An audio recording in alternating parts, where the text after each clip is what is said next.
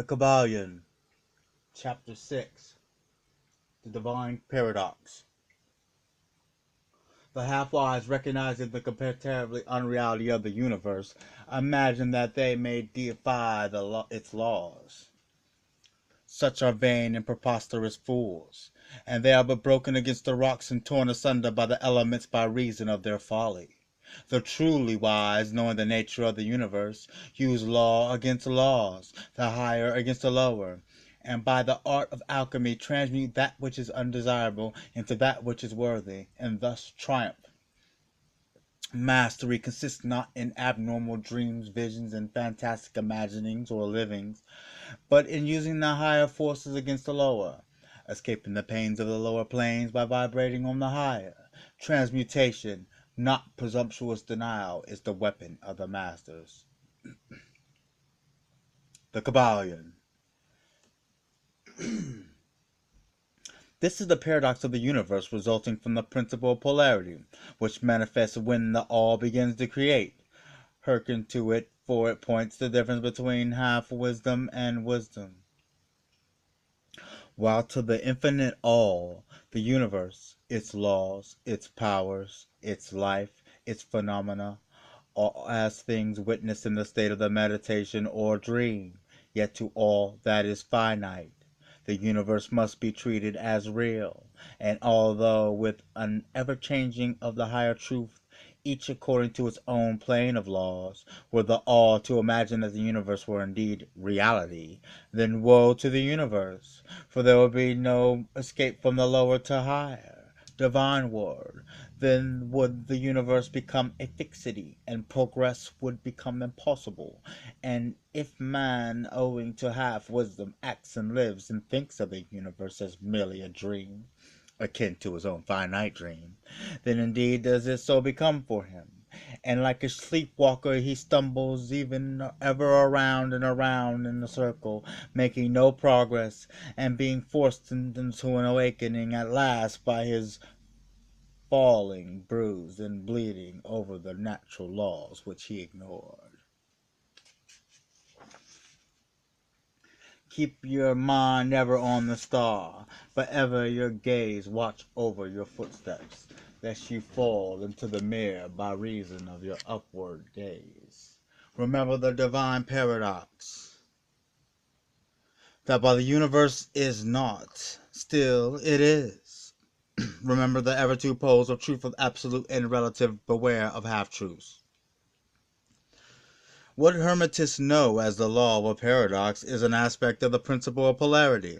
The Hermetic writings are filled with references to the appearance of the paradox in the consideration of the problems of the life and being. The teachers are constantly warning their students against the error of omitting the other side of any equation. And their warnings are particularly directed to the problems of the absolute and the relative, which perplex all students of philosophy, and which cause so many to think and act contrary to what is generally known as common sense. And we caution all students to be sure to grasp the divine paradox of the absolute and relative, lest they become entangled in the mirror of half-truths. With this in view, this particular lesson has been written. Read it carefully. The first thought that comes to thinking man after he realizes the truth that the universe is a mental creation of the all is that the universe is all that it contains, is a mere illusion, an unreality, against which idea his instincts revolt. But this, like all other great truths, must be considered both from the absolute and the relative point of view. From the absolute viewpoint, of course, the universe is in the nature of an illusion, a dream, a phantasmagoria, as compared to the all itself. In itself, we recognize this even in our ordinary view, for we speak to the world as a fleeting show that comes and goes and born and dies, for the element of impermanence and change, finiteness, and unsubstantiality must ever be connected with the idea of the created universe when it is contrasted with the idea of the all. No matter what may be our beliefs concerning the nature of both, philosopher, metaphysicists, metaphysician, scientist, and theologian all agree upon this idea, and the thought is found in all forms of philosophical thought and religions, conceptions, as well as in the theories of the respective schools in metaphysics and theology. So the Hermetic teachings do not preach the unsubstantiality of the universe in any stronger terms than those more familiar to you, although their presentation of the subject may be somewhat more startling. Anything that has a beginning and an ending must be, in a sense, unreal and untrue, and the universe comes under the rule in all students of thought. From the absolute point of view, there is nothing real except the all, no matter what terms we may use in thinking of or discussing the subject, whether the universe be created of matter or whether it be a mental creation in the mind of the all. It is unsubstantial, non-enduring, a thing of time, space, and change. We want you to realize this fact thoroughly. Before you pass judgment on the Hermetic conception of the mental nature of the universe, think over any and all of other conceptions and see whether this to be true of them. But the absolute point of view shows merely one side of the picture. The other side is the relative one. Absolute truth has been defined as things as the mind of the God knows them, while relative truth is things as the highest reason of man understands them. And so while the all, the universe must be unreal and illusionary, and while to the all, the universe must be unreal and illusionary, a mere dream or result of meditation, nevertheless, to the finite minds forming a part of that universe and viewing it through mortal faculties, the universe is very real indeed, and must be considered so. And recognize the absolute view, we must not make the mistake of ignoring or denying the facts and the phenomena of the universe as they present themselves to our mortal faculties. We are not the all. Remember.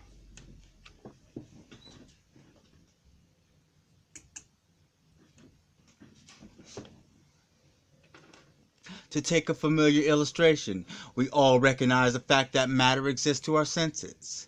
We will fairly badly if we do not. We will fare badly if we do not. And yet, even our finite minds understand the scientific dictum that there is no such thing as matter from a scientific point of view.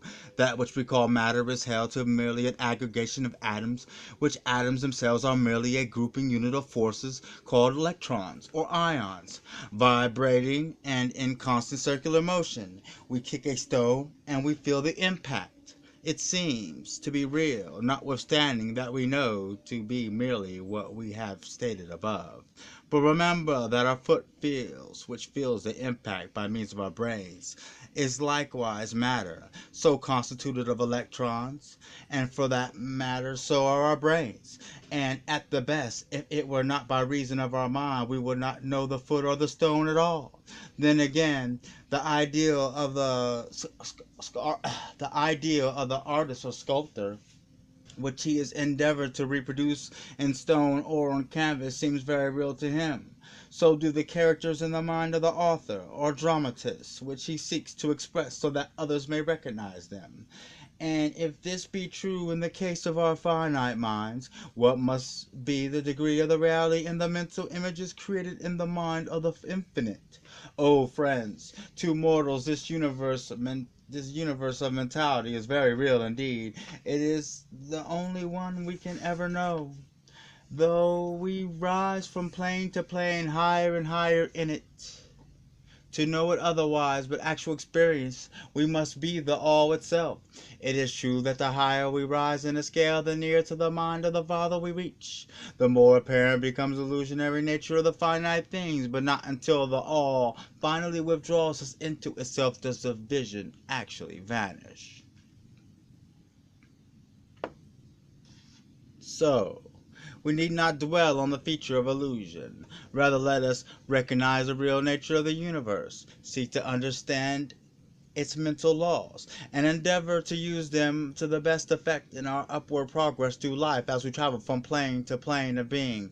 The laws of the universe are none of the less iron laws because of the mental nature. All except the all are bound by them. What is in the infinite mind of the all is real, in a degree second only to the reality itself, which is vested in the nature of the all. So, do not feel insecure or afraid.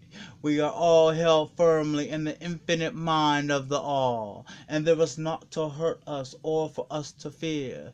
There is no power outside of the all to affect us, so we may rest calm and secure. There is a world of comfort and security in this realization once it is attained. When once attained, then calm and peaceful do we sleep, rocked in the cradle of the deep, resting safely on the bosom of the ocean of infinite mind, which is the all. In the all indeed do we live and move and have our being. Matter is nonetheless matter to us while we dwell on the plane of matter, although we know it to be merely an aggregation of electrons, particles of force, vibrating rapidly and gyrating around each other in the formations of atoms, the atoms in turn vibrating and gyrating, forming molecules, which latter in turn form larger masses of matter.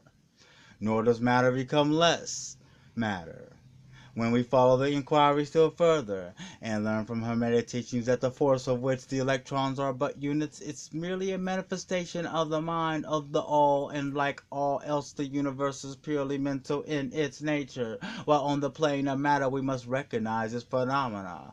We may control matter, as all masters of higher or lesser degree do, but we do so by applying the higher forces. We commit a folly when we attempt to deny the existence of matter in the relative aspect. We may deny its mastery over us, and rightly so, but we should not attempt to ignore it in its relative aspect, at least so as we dwell upon its plane. Nor do the laws of nature become less constant or effective when we know them, likewise, to be merely mental creations. They are in full effect on various planes. We overcome the lower laws by applying still higher ones, and in this way only.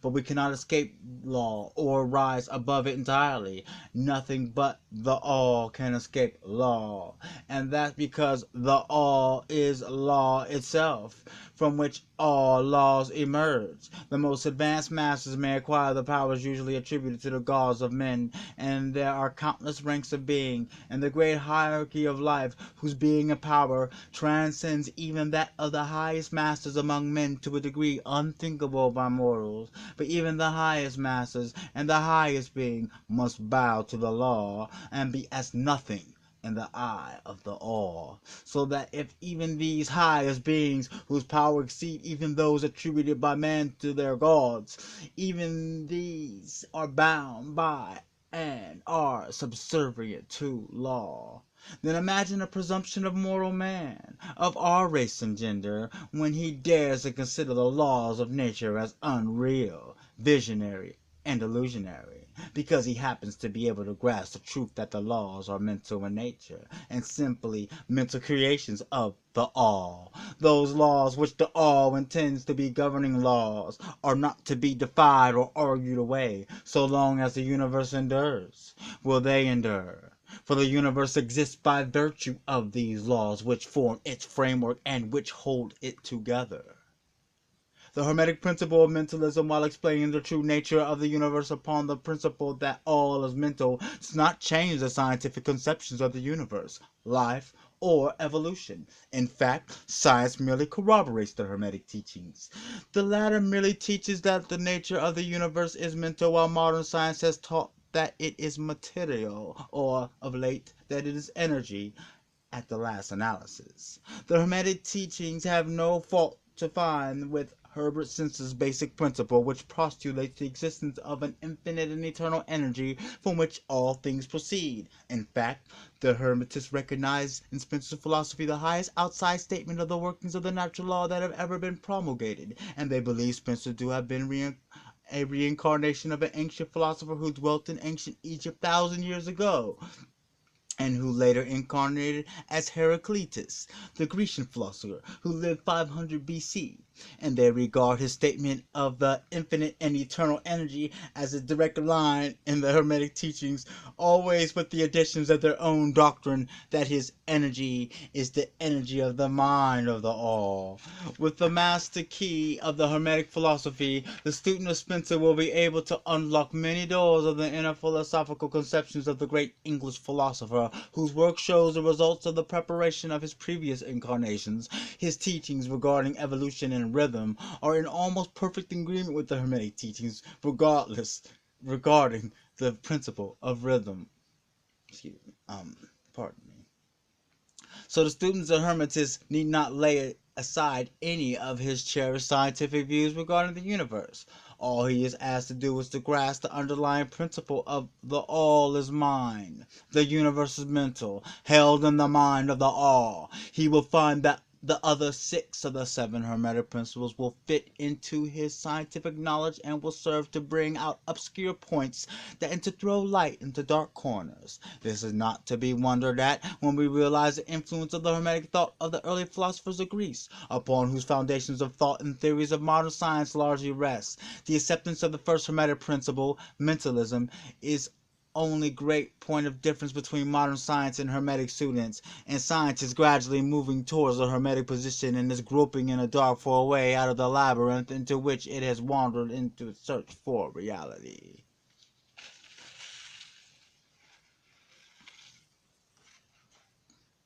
The purpose of this lesson is to impress upon the minds of our students the